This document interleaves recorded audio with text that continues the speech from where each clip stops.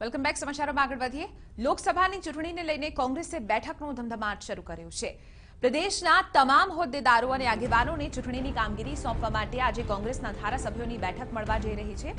થોડીવારમાં જ ગાંધીનગરના સર્કિટ હાઉસ ખાતે ધારાસભ્યોની બેઠક મળશે, જેમાં વિધાનસભાના આગામી સત્ર અને લોકસભાની ચૂંટણી અંગે ચર્ચા થશે. સાથે સાથે વિધાનસભામાં રાજ્ય સરકારને ઘેરવાની રણનીતિ ઘડાશે. ઉપરાંત આગામી લોકસભામાં કોંગ્રેસને જીત કેવી રીતે અપાવી શકાય તે અંગે ધારાસભ્યો સાથે ચર્ચા વિચારણા કરી માર્ગદર્શન આપવામાં આવશે. મહત્વની વાત છે કે લોકસભાની ચૂંટણીને હવે 90થી પણ ઓછા દિવસ બાકી રહ્યા છે, ત્યારે કોંગ્રેસ તરફથી અહીં કમર કસી લેવામાં આવી છે.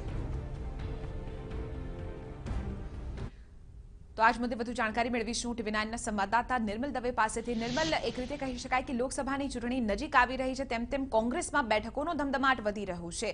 આજે જે બેઠક મળવા જઈ રહી છે તેમાં શું સંભવતઃ કહી શકાય કે નિર્ણયો લઈ શકાય છે?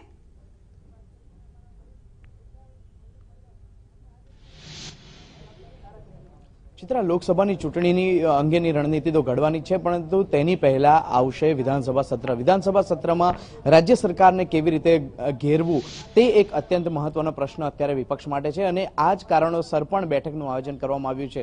પ્રદેશ પ્રભારી રાજીવ સાતવની હાજરીમાં, તેમની ઉપસ્થિતિમાં આ બેઠકનું આયોજન કરવામાં આવ્યું છે, જેમાં કોંગ્રેસના તમામ ધારાસભ્યોને હાજરી આપવાનું કહ્યું છે. આખી આ બેઠકમાં જે ચર્ચા થવાની છે તે પૈકીની ચર્ચા માટે અત્યારે મોરબી ધારાસભ્ય બ્રિજેશભાઈ મિર્ઝા આપણી સાથે છે, તેમની સાથે વાત કરીશું.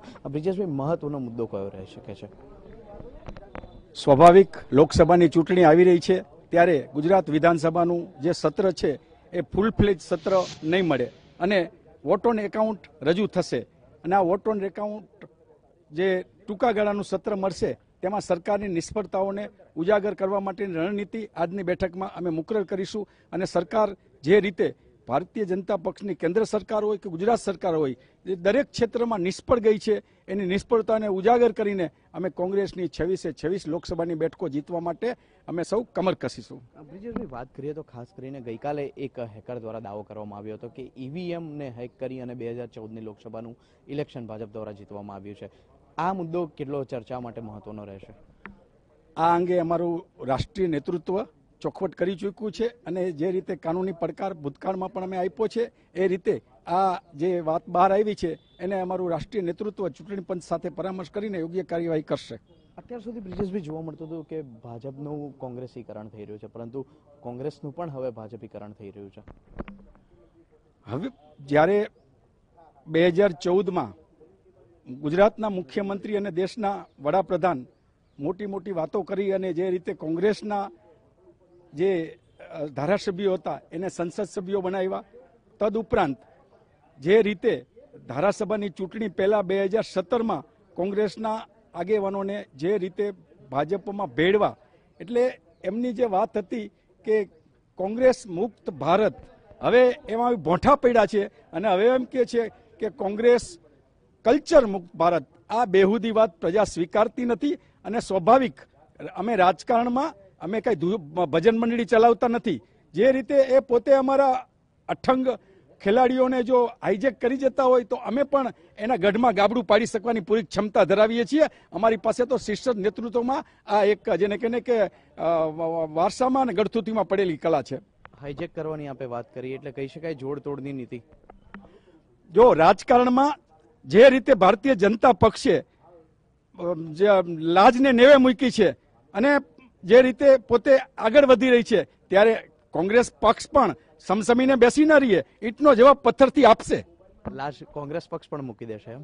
લાજ કોંગ્રેસ પક્ષ નહીં મૂકે, ભારતીય જનતા પક્ષની શાન ઠેકાણે લાવશે.